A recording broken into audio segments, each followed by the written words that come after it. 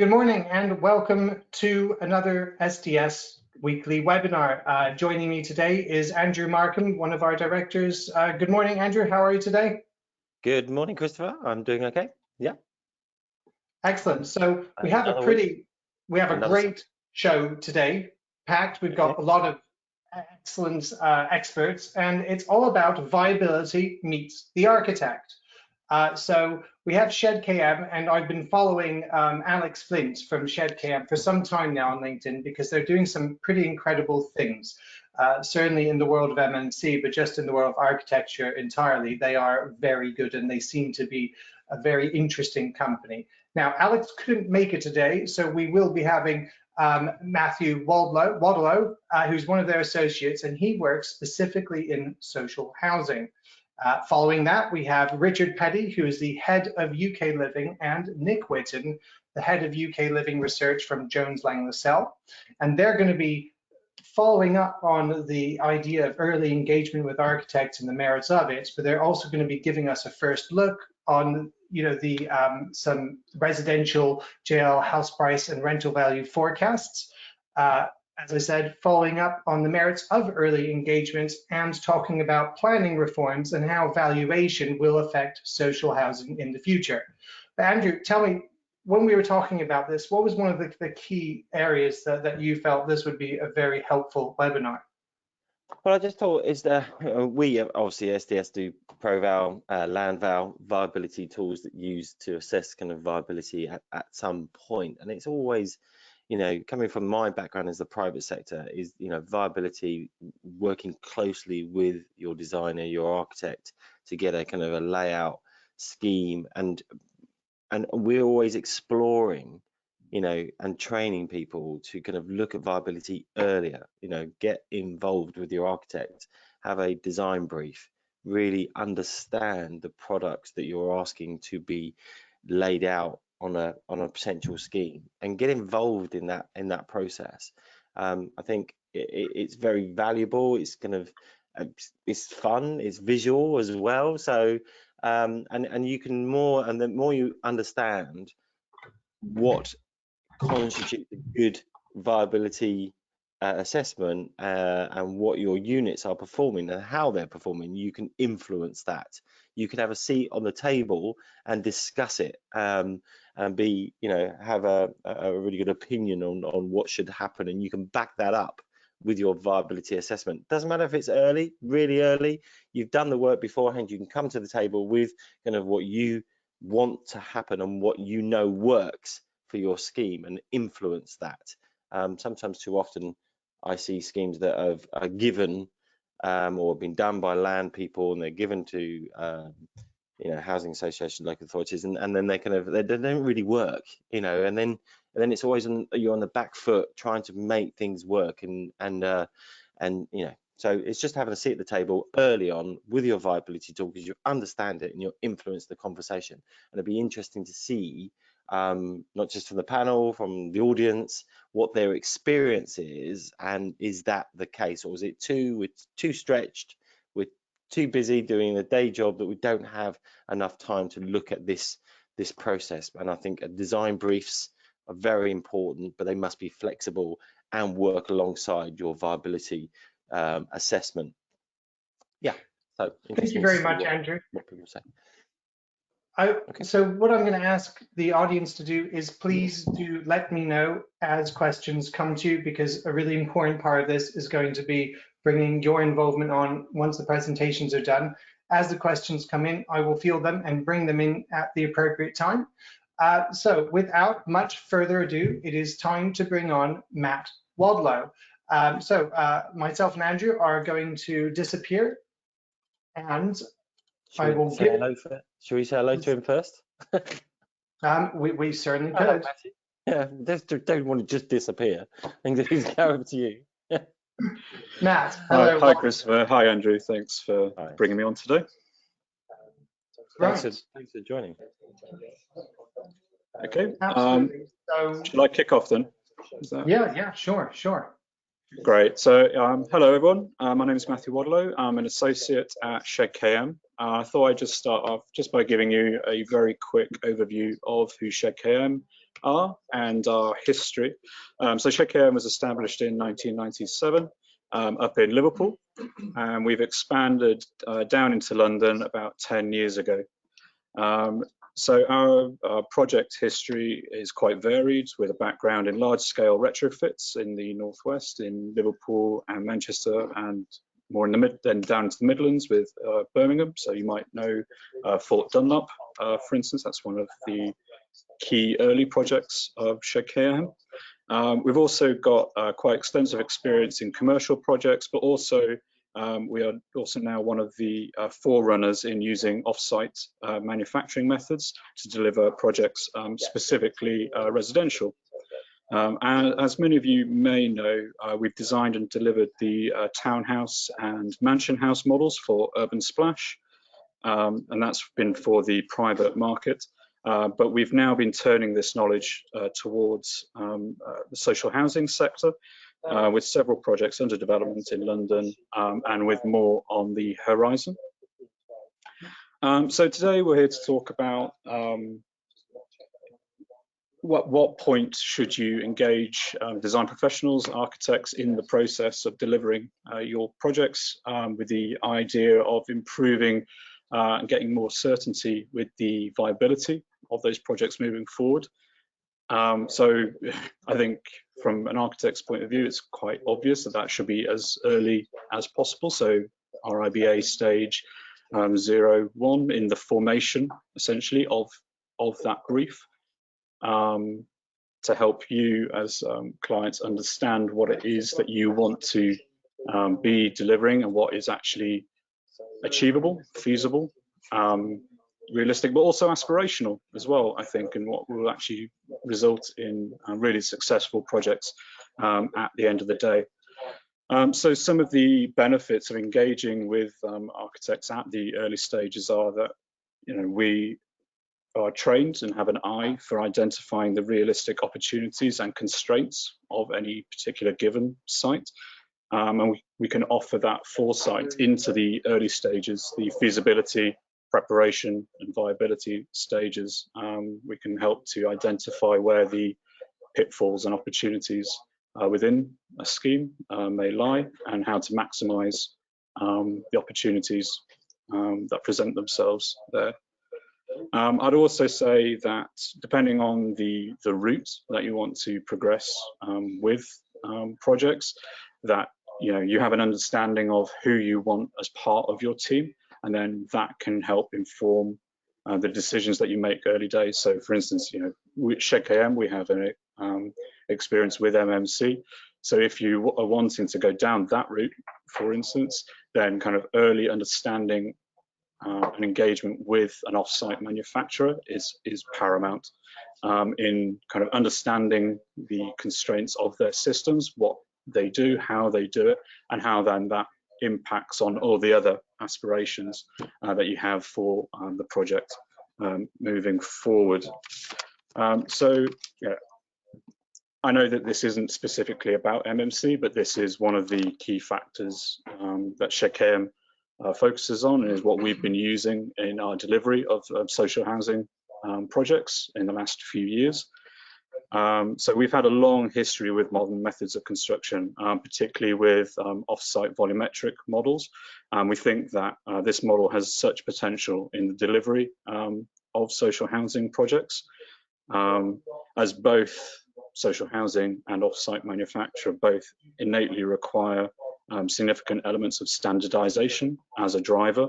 And this standardization within the volumetric approach can greatly help to improve the viability of a scheme, as you're essentially repeating a known quantity across different sites, or within one scheme, depending on if it's a framework or if it is an individual project on one specific site. So that element of standardization, as I say, greatly helps to achieve that known quantity, that viability. But then I think it's important to understand that even though you are looking at a standardized project to achieve that aim, there is also then the flexibility that can come with external facades and how that can adapt to individual site constraints and respond to the different planning constraints that you may or may not have, depending on the location, whether it's an infill garage site, an existing open space, disused industrial land. You can essentially use the same typologies, but how you then dress those up can be approached in different methods, but you would still have a certain baseline of cost certainty, which will help with the feasibility move, from the early stages through to planning, through to design delivery. One thing I think when kind of talking about viability and the longevity of projects, and with MMC in mind, is that it's critical for clients to understand that in order to reap the benefits of modular and the long-term viability, that there really requires a period up front of research and development, R&D, and that this should be built into an initial program, brief, framework, however you're wanting to approach the project. And this allows certainty of what will be delivered, because essentially you can develop the typology that you want to roll out across multiple sites, but then you can work into that at the early stages before you even submit the planning application, the detail of what that is going to be in terms of space standards, bathroom, kitchen requirements, specification. You can develop that knowledge early days, and then that can be repeated. And if you're just doing a simple site layout, you go, I have 3 houses of a certain size, then you actually know what is contained within those typologies early days. And if you do that work, and it's a 10-year framework, you do that work in year 1, then you kind of have that baseline knowledge for the next 10 years, for instance. In terms of a design brief, I think, firstly, I'd always say it's always good to have a brief, and that this is developed in tandem with design professionals. So as a client, you actually understand what it is you're requesting of a design team to deliver, and that it's clear from the client's point of view what your end goal is. And when I say this, I mean that this is beyond the number of homes that you want to include on a given site, but it also incorporates the wider elements that you want to include within the scheme. So whether this is approaches to sustainability, approaches to site strategy in terms of parking and transport, down to kind of more of the micro elements of kitchen design, bathroom design, and specification understanding. And this really feeds back into what I was talking about, having an R&D period at the early stages to help solidify the viability of schemes at the early stage. And it's better, I think, to spend this time up front to get projects correct and more accurate at the feasibility stage, so you can have that certainty. It's almost like the old woodworking adage of measure twice, cut once. So I think in a nutshell, that's kind of, I think, how design professionals can start to improve the viability of the scheme, and like early engagement between architects and the client is paramount. Now, I'm going to try and just very quickly show you some of the schemes that we're working on that are in development at the moment throughout London, and we'll hopefully, well, some are on site at the moment, but will hopefully be live projects at the end of this year. So I'm hoping that you can see CGI on the screen at the moment. So this was a scheme in South London for 6 2-bed homes using off-site manufacturing methods. So we put the planning application in, having done a period of our R&D, earlier in the summer. We put an application in at the end of last year, and this is close to completion now on site. And what did you do here, Matt, on this one? Sorry, Christopher. Well, so what did you do here on this one? It's got some extremely large windows. I should imagine that will make a really great view. Yeah, I think, you know, one of the one of Shedkm's approaches is kind of, just because it was social housing doesn't mean it should feel like typical historical social housing has felt. I think, you know, there are we worked hard with the offsite manufacturer to get the client to get the costs to line up, but you know, we've introduced large openings, large windows into the living spaces at ground floor, and then upper floor has full height windows, which provide great living situations in those living areas, kitchens and bedrooms. And it's something that the client, we built a prototype of this house before we actually took it to a live site. We brought the client and also local councillors around it, and they were blown away by the kind of quality of the internal spaces, essentially. And yeah, the big picture frame windows was a key element of that. Top marks for holistic, I will say. So yeah, just jumping back to that first image. So this was an existing garage site, essentially. The site was identified as having a low uptake and was actually falling into a state of dilapidation. So these 6 houses are surrounded by a perimeter block of 3-story apartments to the left, right, and behind the camera, so to speak. So this sits quite comfortably nestled within that.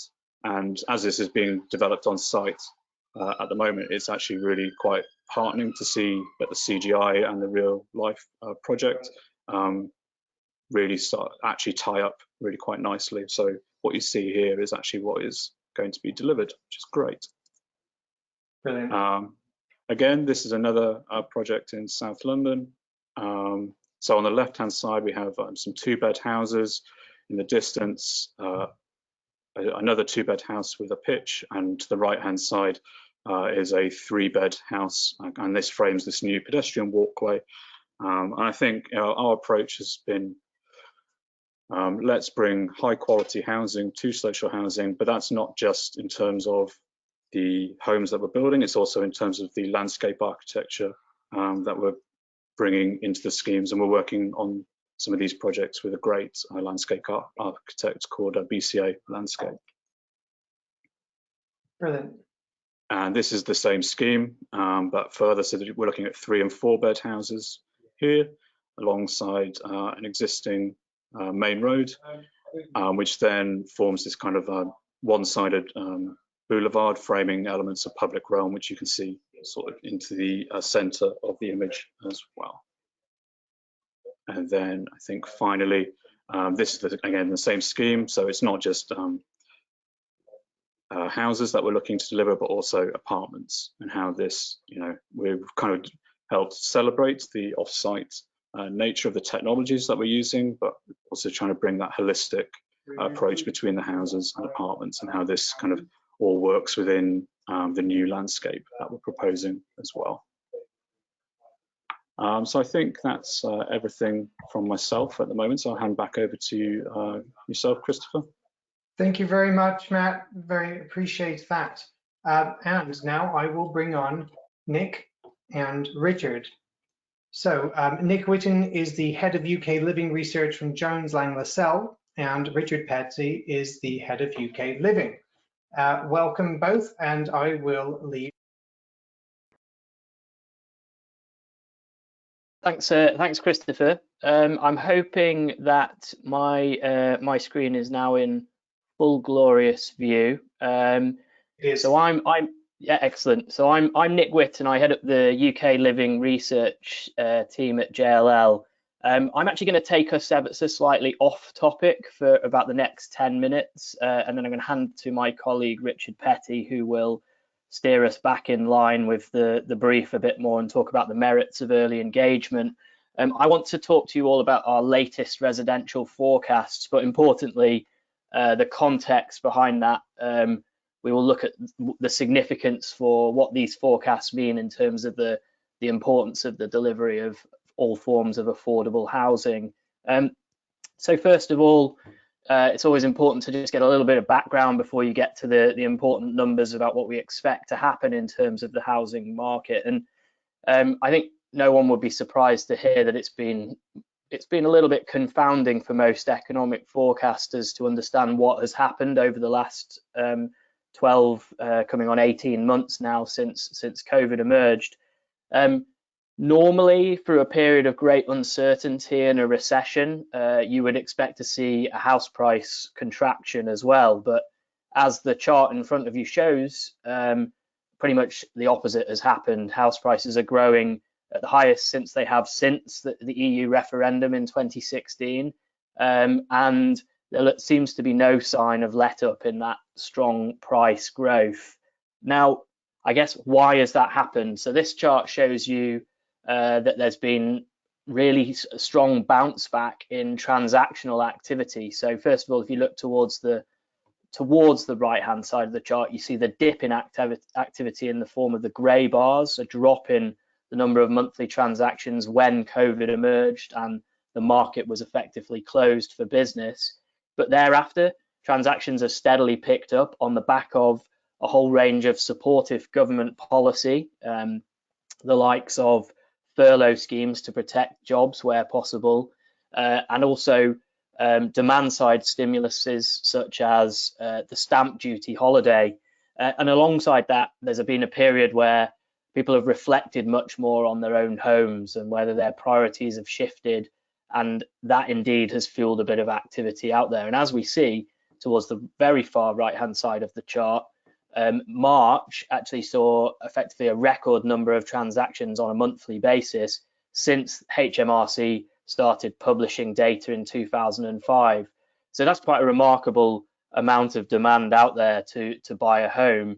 And if you want to see what people will do to avoid paying tax, well, this chart shows you how buyer behavior shifted to avoid or to beat the stamp duty deadline that was originally in place of March 2021, when the stamp duty holiday was expected to previously have ended, has effectively pushed down the average number of days it takes for people to sell a home. So people really will rush to avoid that tax. So all these cocktails, if you will, have helped fuel a hot market, should we say. Now, question is, will that continue? So I'm just going to very quickly show you our economic expectations before we go into the actual house price and rental forecasts. So first of all, these are economic forecasts that are pulled together from a consensus of over 30 different economic forecasting houses. And I'm just going to pull your attention to a couple of the statistics on the slide. First of all, the GDP growth on the top left-hand side there. What we can see from that is that we expect to see a strong bounce back in economic activity starting very soon, already started in many forecasters' eyes, on the back of last year being a record contraction in GDP in the UK. So there's some talk of a 21st century version of the Roaring Twenties expected to occur, and effectively that the Roaring Twenties obviously having occurred after the Spanish flu in the 1920s, and there's quite a lot of reason to believe that might well be the case. Pent-up demand for those that have been lucky enough to remain in jobs have seen savings increase, and now there's an expectation that people will come out and spend on the goods and services that they want to see. There will be some inflation on the back of that, although as the bottom left-hand chart shows, not perhaps to the level that would be considered to be a hyperinflation. Actually, if anything, only going just slightly above the government's rate target of 2%. Meanwhile, we expect to see some earnings growth, some meaningful earnings growth return above the rate of inflation. And the bank base rate will remain low. So for those that can access mortgages, the cost of those mortgages will remain cheap. Now, the unemployment rate has obviously grown significantly through COVID, something like double what it was pre-COVID, but we expect that to tick back down through the course of the period. So what are we looking at in terms of house prices? Well, I'm not going to talk you through every single figure that you see on the chart in front of you, but this shows you our headline expectations for London and the major regions and the UK. Perhaps looking at the top there, you'll see that we expect strong house price growth to continue through the 5-year period across all regions, but particularly weighted towards regions where it already exists a greater demand supply imbalance in terms of housing delivery. So put simply, the more unaffordable regions will get even more unaffordable over the next 5 years. In terms of a city context, the major regional cities of the UK, well, we expect to see a bounce again in terms of a resurgence in demand for city living, and prices will grow by an average of 4.5% to 5% across the next 5-year period for the major urban centres as well. So we'll have a kind of a dual story existing. While people have been looking to leave the city in search of more space, that's very much true for a certain subset of our life stages, particularly people who are perhaps in family formation stage looking for a bit more space in the home. But younger generations, in particular young professionals, are keen to get back into the city, and we expect to see city living bounce back once again as well. Now, in terms of rental value growth as well, we also expect rents to begin to grow again in 2021 and more strongly from 2022 onwards, as that kind of roaring 20s that I talked about starts to really take hold. So all forms of housing are effectively going to get more expensive and are going to get more out of reach of some subsets of the population. Now, this isn't just a UK story. This is something that is occurring in many countries around the world. And one of the theories right now that's being posited for why that might happen is that, in effect, if you want, a consequence of the great supportive measures that many governments around the world have done has actually served to make assets more expensive. So governments around the world have pumped $17 trillion into keeping the world afloat through this awful pandemic that we've been through. And the evidence is starting to show that 17 trillion first filters into stock markets. So stock markets are starting to see a bounce in values, as we've seen. And secondly, it filters into real assets and most notably into people's house prices, and house prices have continued to grow.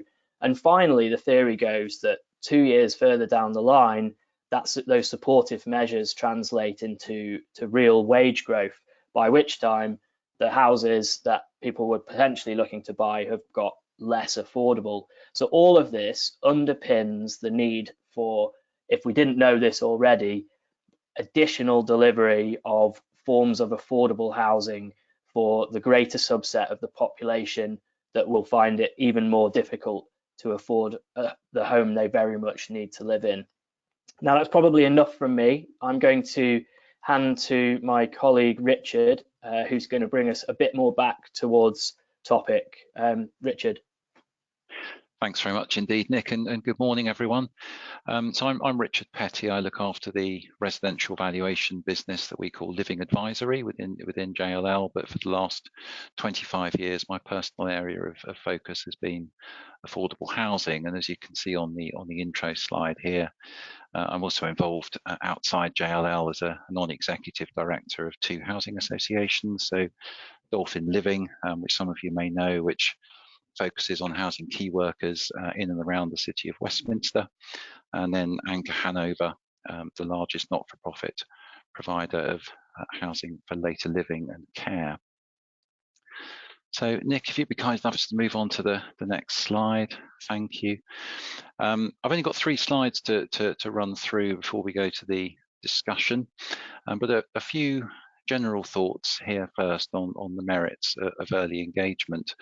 And I think it should be self-evident really, but in the vast majority of areas of the country, affordable housing is a social and therefore political priority. So it should be right up high on the agenda when schemes are being discussed. And I think those of us with long enough memories will know that we've moved on a very long way in the last 10, 15, 20 years from some of the bad development practices that tried to relegate social housing to one of the last things to be thought about and to be placed in the least desirable part of the site. But delivering good quality affordable housing has clear implications for scheme design, for unit mix, for in many cases driving up density, how you arrange the cores on the site, and how ownership is eventually going to stand. So thinking about those fundamental design issues early on is really important. And I think in those early discussions, it's really important to remember who those homes are for, and to remember the end user, the shared owner, the affordable rented tenant, for whom the homes have to be well designed, have to meet their needs, and to understand properly at a local level where that demand is going to come from for those different tenures and different unit sizes, but also critically from the point of view of the viability of development, what that housing is worth, because it has to have a value to the developer and to the housing association. And I'll come back to that last point in a moment. And that early engagement is, I think, a really good opportunity for developers and promoters of schemes to explain what they're trying to achieve, to inform the local planning authority about that, but also to have a really important two-way dialogue. It's about understanding what the council wants, and affordable housing in most cases, of course, will be one of its top priorities, but it won't be the only one. And we've seen plenty of examples in our work where, for example, increasing education provision and something like the delivery of a new primary school is more important politically, locally, socially than social housing. And the whole essence of viability, of course, is to see how much the scheme can reasonably support, but recognising that it can't always deliver everything that the local authority might want. So understanding the order of priority is important. And I think very much building on what Matt was saying, it's vital to have that engagement with the whole team, so the planning consultant, the architect, the cost consultant, but perhaps the most important one of those is the registered provider. And even though through the delivery of the scheme, there should still be competition to drive best value from the RP sector, what we found in a lot of our work, particularly on large schemes, is that getting an RP on board for an open and constructive dialogue with the local authority and with those other consultants will lead to a better outcome and will build credibility with the local authority. Really important point there. Nick, could you just go on to the next slide, please? Thank you very much.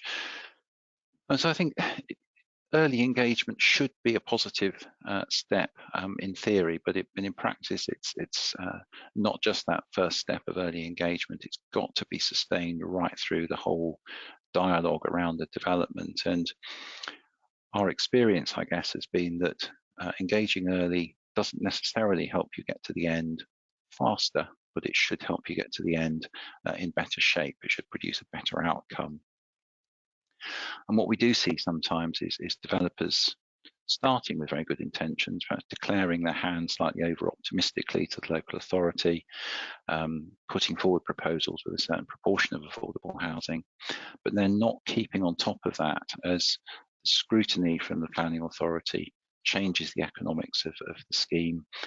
For example, it might reduce the massing, it might drive up the build costs, and all those things, of course, change the viability of the scheme.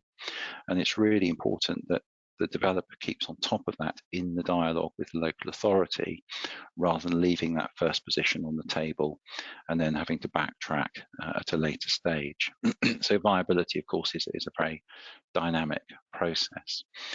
And I think one of the critical lessons that we've found in recent years is that it's all very well engaging with officers and all very well engaging with their advisors, but if you forget about the members and if you forget about the planning committee until the end of the process, then you can come unstuck at a late stage. So try and keep the members involved in that process as well. Nick, if you could just go on to my last slide, please. Thank you very much.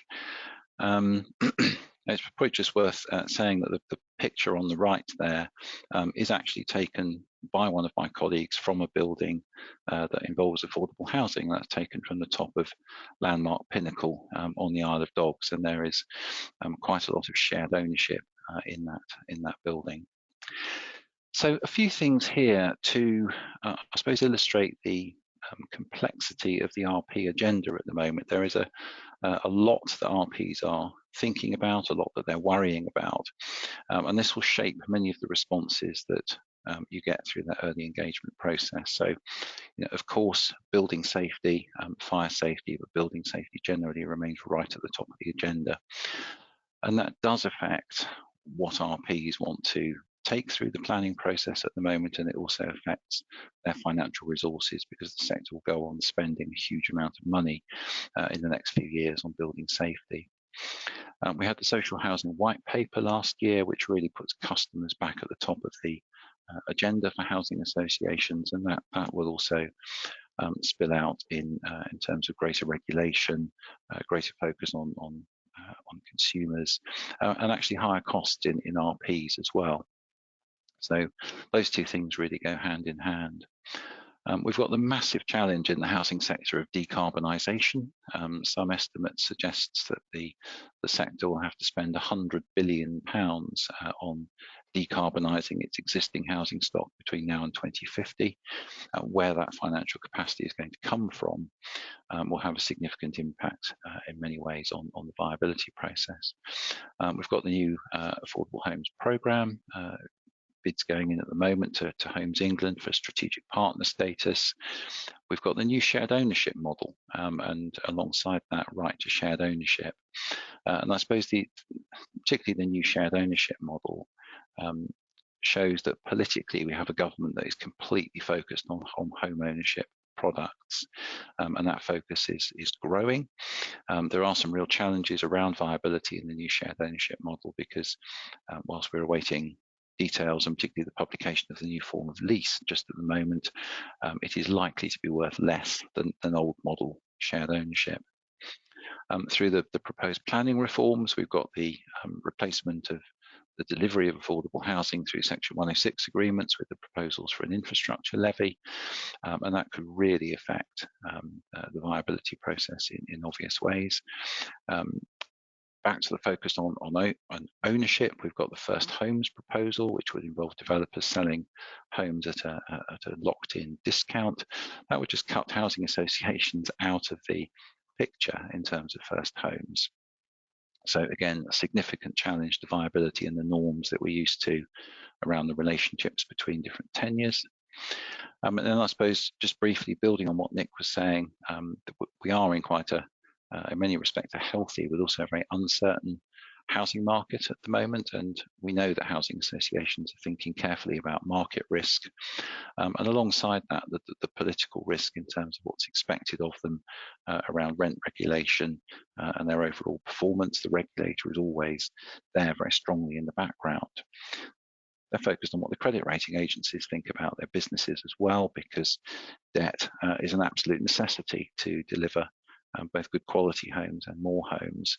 So again, thinking about what comes through the viability process, the ability of RPs to charge those homes to private lenders at the most advantageous values in order to bring that debt into their business models is a critical part of the process.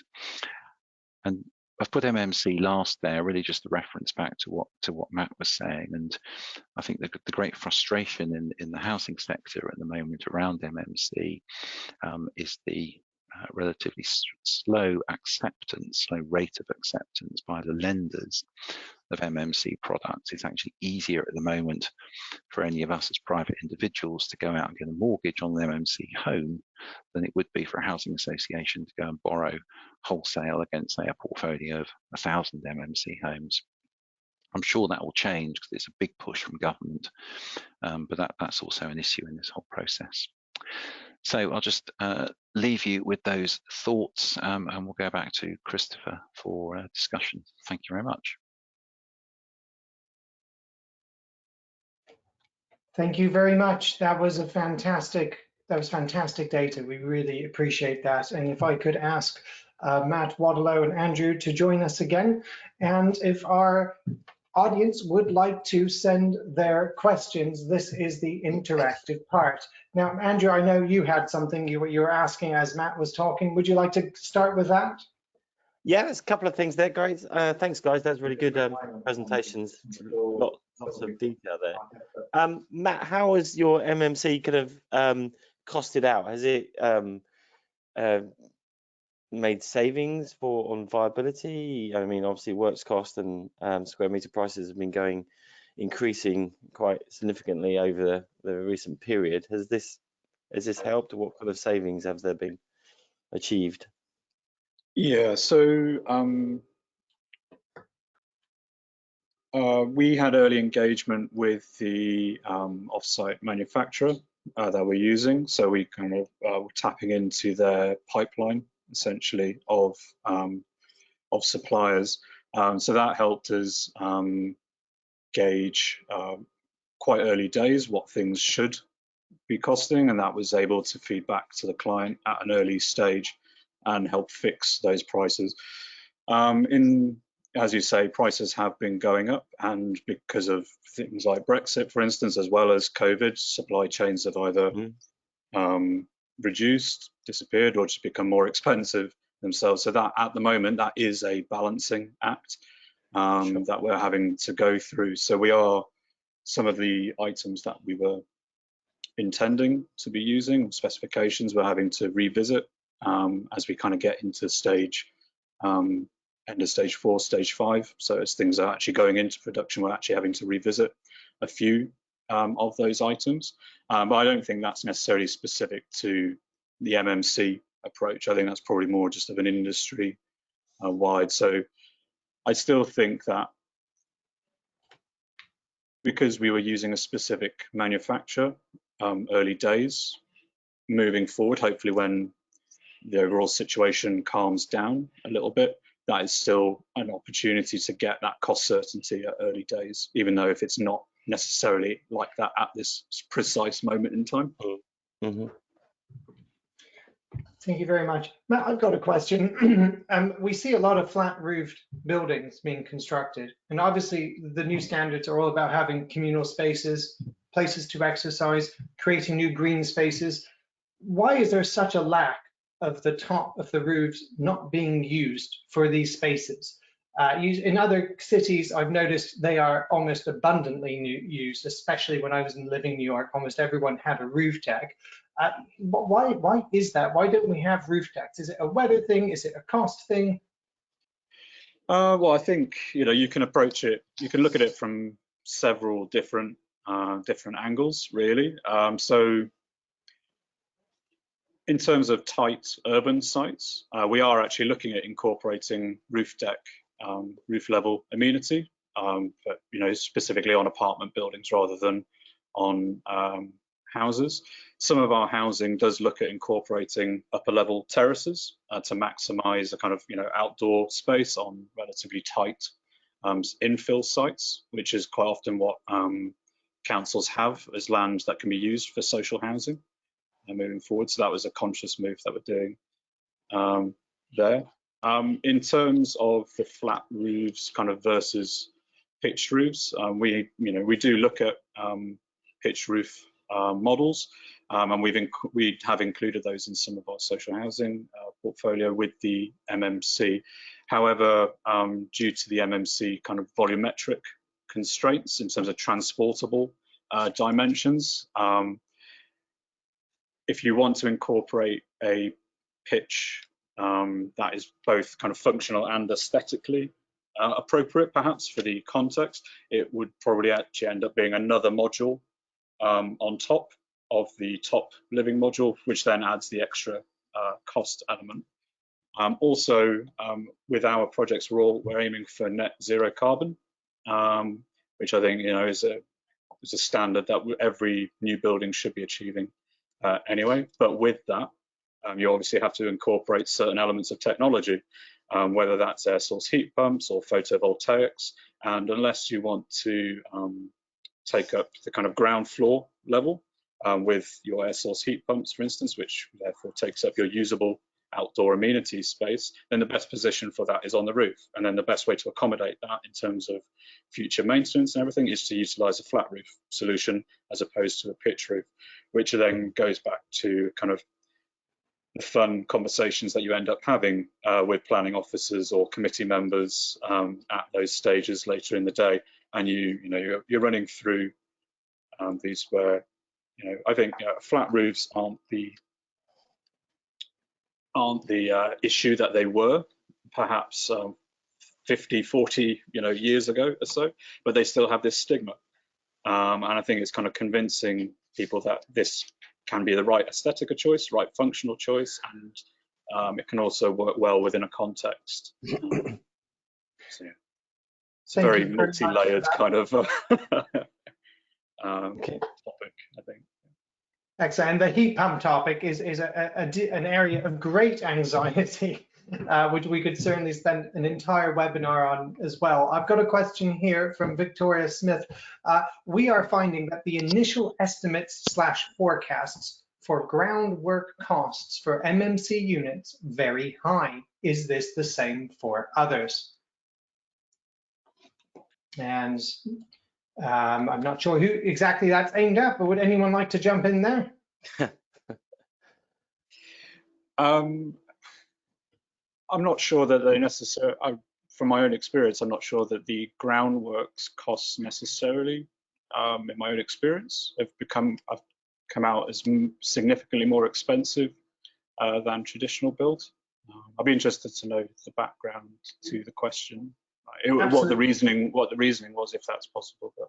Sure, Victoria, if you'd like to expand on that, we would be grateful.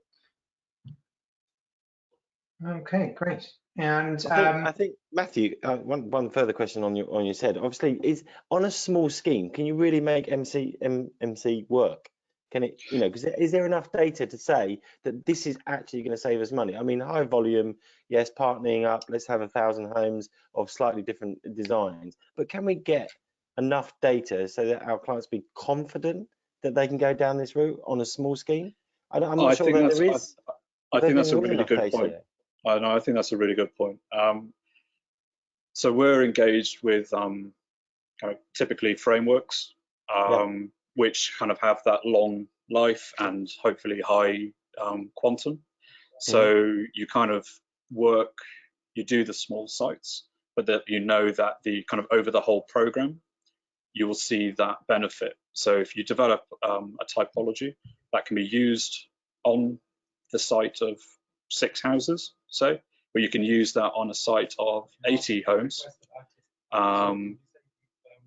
then yes, there is a higher cost in terms of everything else that needs to go on with the individual site, but in terms of the homes themselves and across the whole program, you should be able to see that that return. It should work out. Yes, I think there is a kind of element of risk if you just want to pursue small sites with that approach. But then perhaps MMC in a volumetric sense isn't the right solution for those sites. Maybe it is more of a SIP panel construction for those small sites rather than the large scale volumetric, which requires that standardization. Can I just chip in a thought on that, if I may, just to build on Matt's comments. I suppose it's important to draw the distinction between saving costs in the design phase and saving costs in the construction phase. So I completely take Matt's point, but our experience where we've seen it so far is that MMC in terms of the construction cost until we achieve real volume is likely to be more expensive. But to the question that I think Victoria asked about groundworks, like Matt, that doesn't strike a chord with us in terms of what we've seen so far.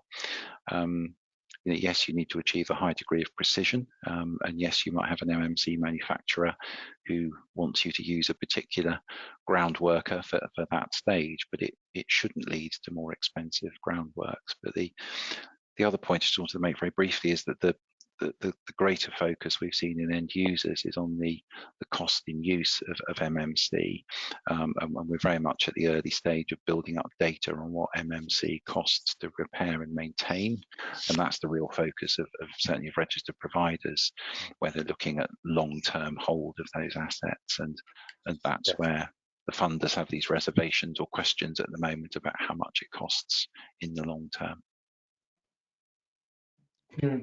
And how do you deal with that level of uncertainty, Matt, when people talk to you about it in MMC? I'm sure you must have a lot of these conversations. Yeah, no, absolutely. And I think again, it goes back to the kind of stigma of what was built in the kind of post-war period with MMC, and the kind of prefab is the dirty word, essentially with it, and based on what was built 50 years ago, rightly so in many cases. Yeah. Sure. But I think the technology has moved on. But I think what Richard was saying about the high initial costs with MMC, yes, I would actually agree with that. But you can reap the long-term benefits. And I think that kind of links back in a little bit to what I was trying to say in my 10 minutes, was about that kind of initial R&D period, which I think is really useful for clients to be aware of and engage with. So you can essentially spend that bit of time and money up front. You can work out where the issues are, what you want the typology, whatever to be. Those things can be worked through. And then before you even submit the first planning application, you have a higher degree of certainty. And if then you want to roll that out across an 80 unit scheme or whatever, you'll then see the benefits. But I think that's why a kind of framework approach rather than a site-by-site approach works better for this particular technology. Thanks, Matthew. I just want to roll the questions on a bit. We're running out of time, I note here. Nick, I just wanted to ask a question before we kind of run out of time. Great presentation, great forecasting, and like the positive view on everything. Have you built any shock factor in your modelling there? What I'm always half full kind of class guy, but if we look at the other kind of way, is third wave, new variant, have you kind of considered that in the kind of short-term forecasting? Yeah, no, so I guess you'd have to count that as a downside risk, but it's not built into the numbers you see there. These are forecasts built upon a continuation of the trajectory we now find ourselves on. A more pleasantly surprising vaccine outlook than we previously would have thought. A less expected potential for a third wave, but we shouldn't rule that possibility out. And of course, if that did materialize, we'd have to revisit the numbers again. But these are predicated on a scenario that the world continues to reopen for business gradually, a bit at a time from here onwards. I guess you'd put them in your analogy, glass half full. Yeah, exactly. I was just kind of looking at that, just seeing if you built in both sides of it. The problem you have is we've experimented with that kind of concept before in the past, whereby we've even drawn multiple scenarios up, but then you get into a slightly confusing state whereby if you have more than one scenario out in a public domain, the question becomes, well, which is the one you are actually effectively placing the most emphasis and most likelihood on? So against all balances, it's not that we didn't model scenarios where you had a third wave, it's just that based on all of the evidence and theories that we've taken into account, we felt that is a scenario that's less likely to materialize. So therefore, you wouldn't want to model that into your most likely scenario that you're working on, if that makes sense. Thank you, Nick. I'm just going to go back to Victoria, our other question. Victoria thinks that their offsite integration officer could be quite risk adverse, but they've been advised to put in viabilities a high per unit rate cost for MMC bill. So if it has the MMC stamp on it, then people behind the scenes want it to be treated as risky. I've got one here from Peter. Government borrowing has soared in the last year. Will increased taxation put downward pressure on house prices? And I think this is probably one for you, Richard. I'm happy to. One for Nick, actually. Nick, Happy to cover that. Nick, Yeah. hello. Yeah, I'll let you have if you want, Richard, have a crack. But Go ahead. the very realistic likelihood exists that we will have to pay for COVID at some point. All of us that have been lucky enough to maintain a livelihood, or perhaps even increase our affluence throughout COVID. So there was already a tax response in the budget in March, and that focused heavily on businesses. Effectively, the Chancellor reversed all of the work of, if you want to call it the work, but all of the objectives of the previous administration in creating a low taxation environment for businesses to reverse it back to pretty much how it was before George Osborne was Chancellor. So businesses are already going to be paying. We can expect a wholesale review of property taxation going forward. And it's probably well overdue if we think about it. Council tax is created on a formula based against values in 1991. It's quite ridiculous when you start to think about it, that we pay a form of tax for a world that's 20 to 30 years ago, losing track of the number of decades to count there. We can expect stamp duty to be looked at. We could even potentially start to expect a different form of property, annual property taxation to potentially emerge. All things will be on the table, and the short answer is expect to have to pay for it sometime in the near future. Thank you very much. So we are coming up to 11 o'clock. I'd like to reiterate how great these presentations were. So thank you very much for everyone involved here. This was absolutely, it was a great session. So we really appreciate that.